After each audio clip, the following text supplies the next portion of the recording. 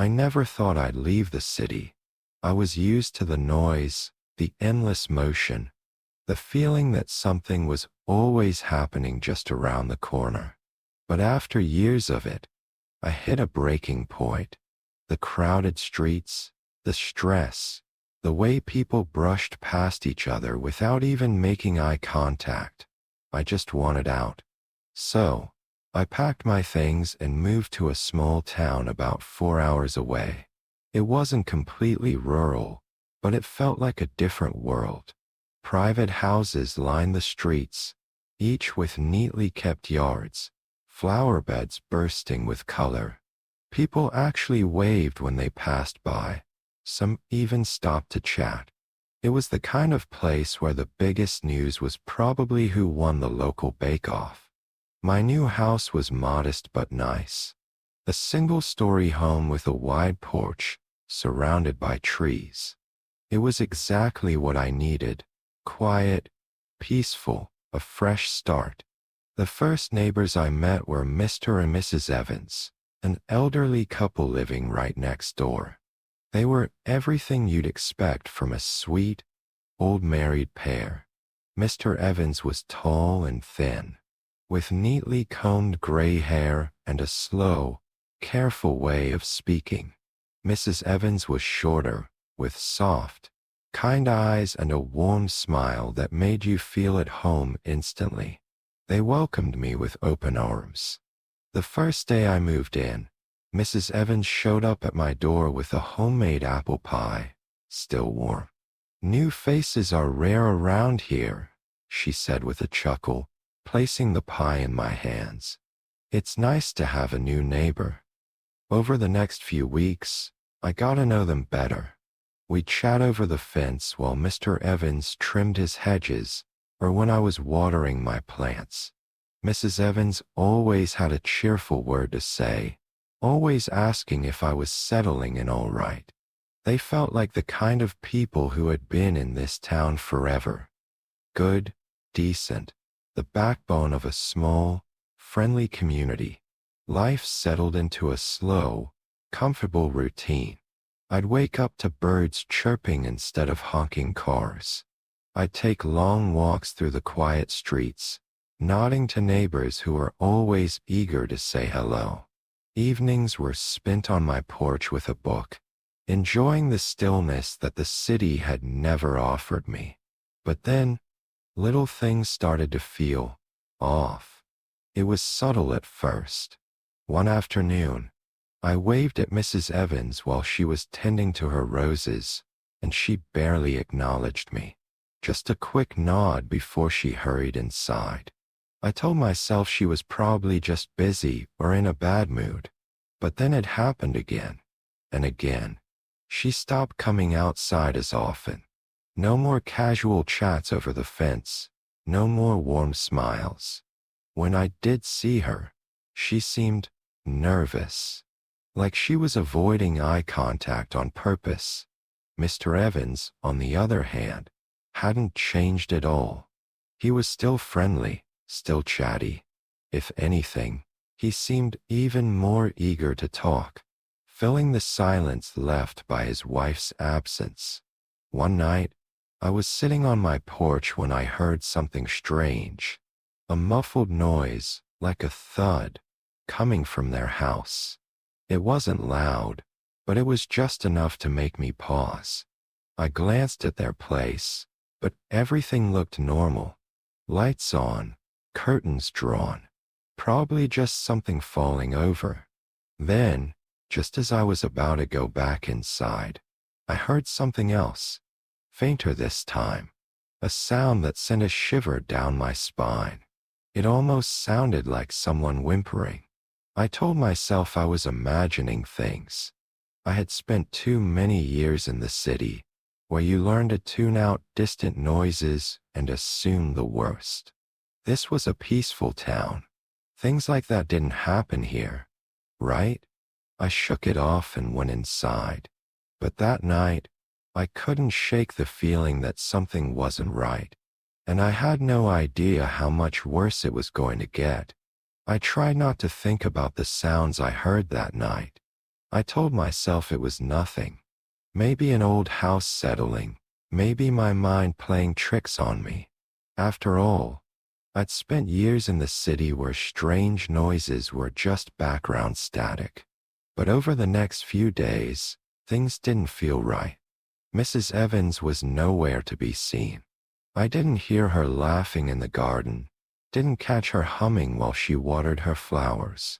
I barely even saw Mr. Evans, except for the occasional glimpse of him stepping out to get the mail.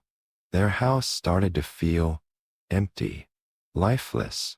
One afternoon, I ran into another neighbor, a woman named Linda, while I was taking a walk. She was a friendly, chatty type, probably in her late 50s, with short, dark hair and the kind of energy that made it impossible not to talk to her. "You've been here a couple of months now, right?" she asked, falling into step beside me. "Yeah, just about," I said. "How are you liking it?" "I love it," I told her, but my voice wavered just a little. "It's peaceful, quiet." Linda gave me a knowing look. "Too quiet." I hesitated. "I guess I'm just getting used to it." She nodded. "Takes time. It's a close-knit place, but sometimes it's a little too easy to let things slide, you know?" I frowned. "What do you mean?" Linda hesitated for just a second too long. "Oh, nothing. Just, people don't like to cause trouble around here." She gave me a little wave. "I should get going. But hey, if you ever need anything, don't hesitate to stop by." I thanked her, but as I watched her walk away, I felt unsettled. That evening, I made a point to watch the Evans house. Not in a creepy way, just paying attention. Their curtains were drawn, but a faint light glowed through the fabric. I couldn't hear anything, couldn't see movement. Then, just as I was about to give up and head inside, I saw something. The curtain in the front window shifted, only for a second, but I caught a glimpse of a face. Mrs. Evans. Her eyes met mine for a fraction of a second before she disappeared into the darkness.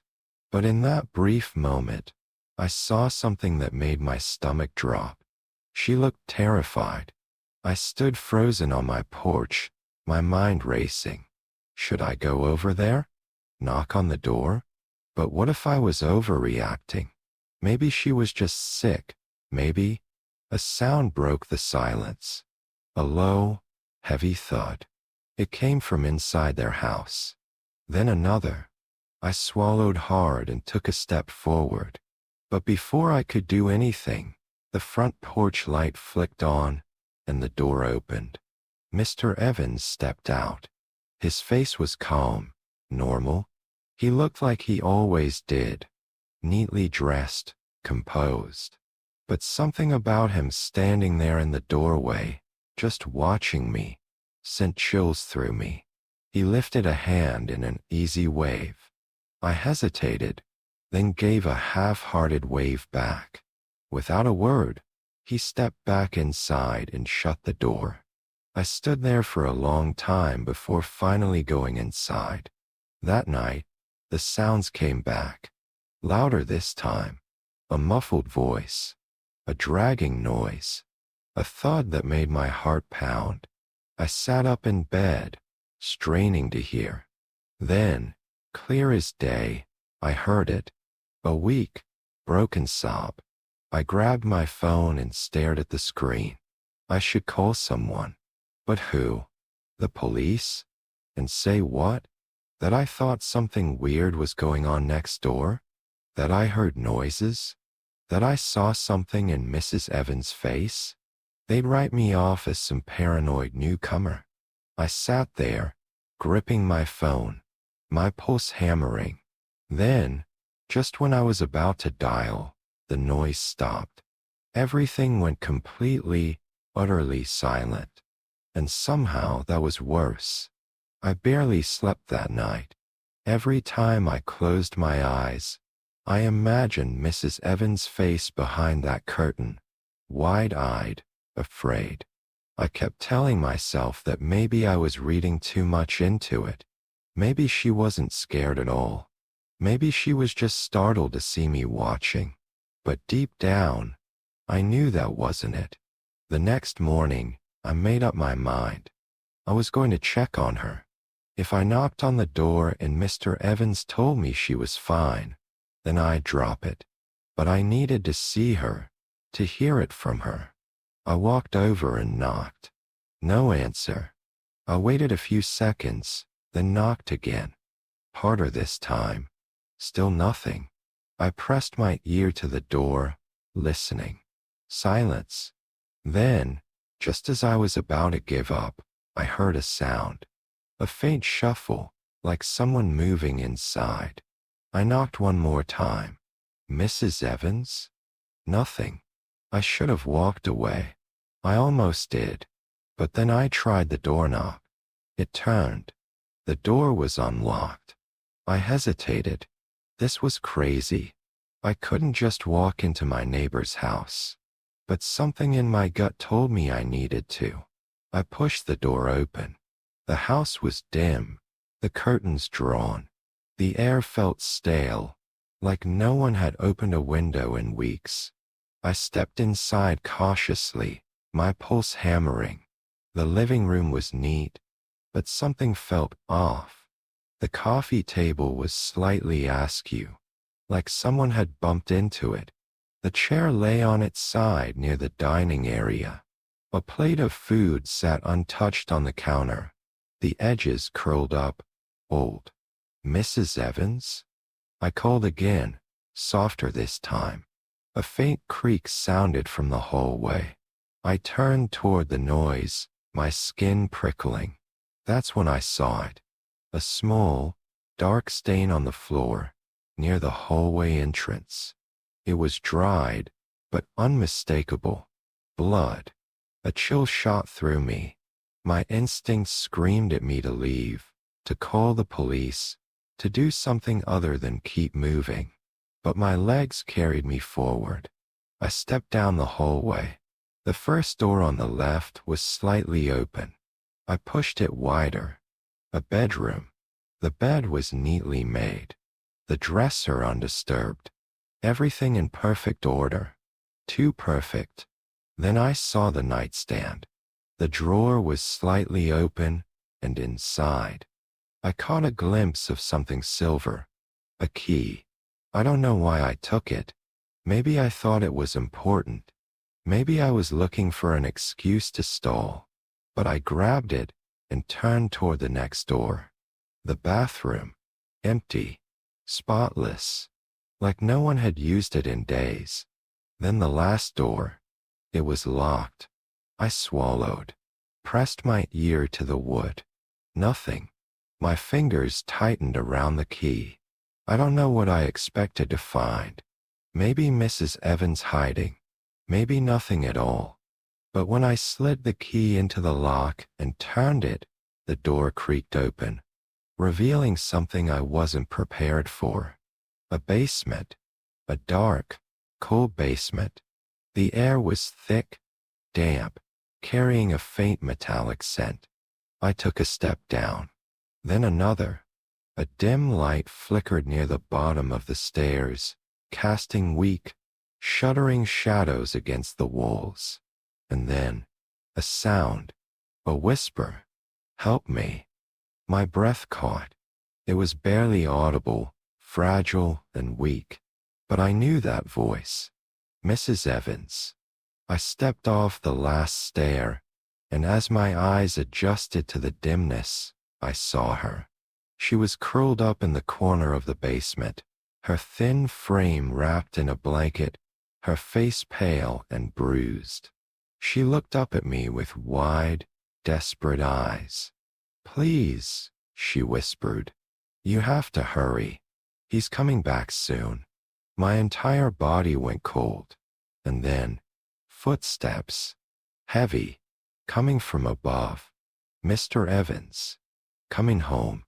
The sound of footsteps above sent a shock wave through my body. Every instinct told me to move, to hide, to do something, but for a second, I was frozen. My mind struggled to catch up with what was happening. Mrs. Evans was down here, weak, bruised, and afraid. She had been locked away in this basement, and now Mr. Evans was back. I forced myself to move. The basement was small, cluttered with old furniture and storage boxes. Shadows stretched across the cold cement floor, and I scanned the space for anything useful. The only possible exit was the way I came, but that would mean running straight into Mr. Evans.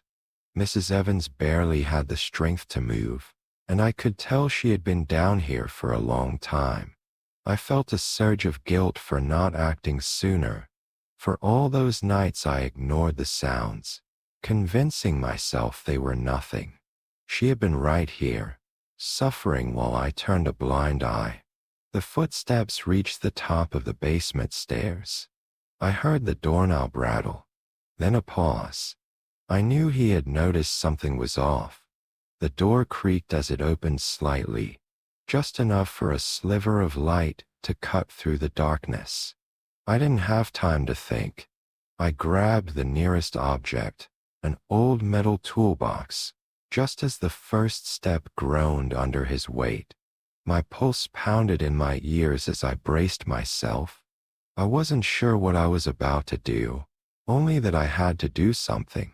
He stepped down further, his shape becoming clearer in the dim light. He wasn't in a hurry, which told me one thing. He wasn't expecting anyone to be down here. He thought she was still too weak to try anything. I couldn't wait any longer. The second his foot hit the next step, I lunged forward. The toolbox connected with his shoulder, sending him stumbling backward. A guttural sound escaped his throat, more shock than pain, and he reached out blindly, trying to grab onto something for balance. He caught the railing and steadied himself, then turned his gaze on me. For the first time since I moved in, I saw something real in his expression. The friendly neighbor, the mild-mannered old man, gone. His eyes darkened with something else entirely. There was no question anymore. He knew I had seen too much. I grabbed Mrs. Evans, trying to get her to stand. She was weak, but she clung to me as I helped her up. Every second felt like it stretched forever. Mr. Evans was still blocking the stairs, and I knew I wouldn't be able to fight him off if he lunged. Then I spotted something against the far wall, an old wooden door. I half carried Mrs. Evans toward it, barely aware of my own movements. My fingers fumbled with the latch as I heard him storming down the stairs. The old wood groaned as I yanked the door open, revealing a narrow tunnel, dark and musty, stretching into the unknown. I didn't hesitate. I pulled Mrs. Evans inside, slamming the door shut behind us. I barely had time to shove the latch back into place before he slammed against it from the other side. The impact rattled through the wood, but it held, for now. The tunnel smelled of earth and decay. The walls were rough stone, the floor uneven. I had no idea where it led, but we had no choice. I half dragged, half carried Mrs. Evans forward. Her breaths were shallow, each step a struggle. The sound of Mr. Evans pounding against the door didn't stop, and I knew it was only a matter of time before he found another way to reach us. The tunnel twisted and turned, the air growing colder. My mind raced, trying to make sense of it. Why was this here? Who built it? It looked old, like it had been dug out a long time ago. The walls were lined with wooden beams for support, and I could see rusted nails protruding in places. Then, ahead in the darkness, I saw something worse. A room. It wasn't just a tunnel leading to another exit. It was a space. As I stepped closer, the details became clearer. Rusted chains hung from the walls, some still bolted to the stone. A small cot sat in the corner, the blanket stiff with age. The air was thick with something rotten, a mix of mold and something else I didn't want to identify. This wasn't just some old tunnel. This was a prison. My stomach twisted. How many people had been down here? How many had never gotten out? Mrs. Evans let out a weak sound. Her eyes locked onto the chains on the wall. Her entire body trembled, and I knew she had been here before. Then, behind us, the pounding stopped. Silence. And somehow that was worse. I turned. My breath caught in my throat. He wasn't trying to break through anymore. He wasn't yelling or pounding or forcing his way in. He was waiting. For what? The air in the tunnel felt heavier, pressing against my chest. The only way out was forward, past the chains, deeper into whatever nightmare this place held. I had no idea where the tunnel ended, but the thought of going back wasn't an option. I pressed forward, forcing my steps to stay steady. I kept one arm around Mrs. Evans, guiding her carefully over the uneven ground. The wall seemed to close in the deeper we went, the ceiling lower, the air thicker. Then, out of the darkness, a wooden ladder appeared, leading upward. It was old, some of the rungs cracked, but it looked stable enough. At the top, I could see faint light seeping through. A way out. I helped Mrs. Evans up first, making sure she had enough strength to climb. Every movement felt agonizingly slow, but she pushed through, her hands trembling as she gripped each rung. I followed closely behind, my breath catching as I reached the top. The hatch was heavy, covered in dirt and leaves. I shoved against it, the wood groaning in protest. Then, with one final push, it gave way, and we tumbled out into the open air. We were in the woods. Dense trees surrounded us, the scent of damp earth filling my lungs. My hands were scraped, my clothes covered in dust, but I didn't care. Mrs. Evans collapsed onto the ground beside me, her breaths coming in short gasps. Then, from somewhere in the distance, a voice called out. Not Mr. Evans. Someone else. More than one person. I turned toward the sound, my heart hammering. We weren't alone. The voices in the distance sent a fresh wave of panic through me. I wasn't sure if they belonged to people who could help us or if Mr. Evans had accomplices. I barely had the strength to move, but I forced myself to pull Mrs. Evans to her feet. She was shaking, barely holding herself up, but we couldn't stay there. The forest was thick, the trees stretching high, their branches twisting together to form a canopy that dimmed the already fading daylight. The damp earth squelched under my shoes as I half-dragged, half-carried Mrs. Evans further from the tunnel's entrance. My thoughts raced, trying to make sense of everything. Mr. Evans had locked her up in that basement for God knows how long.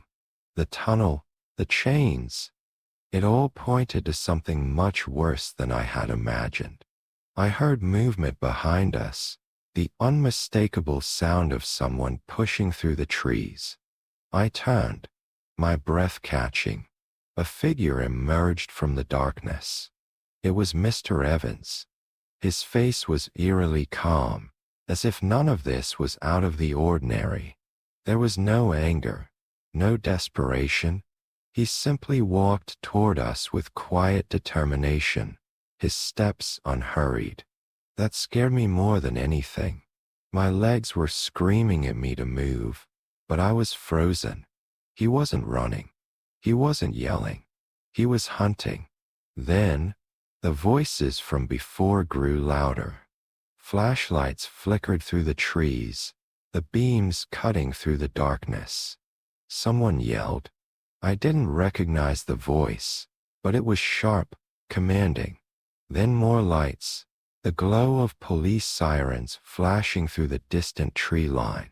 Mr. Evans stopped. For the first time, something flickered across his face. Not fear, something colder.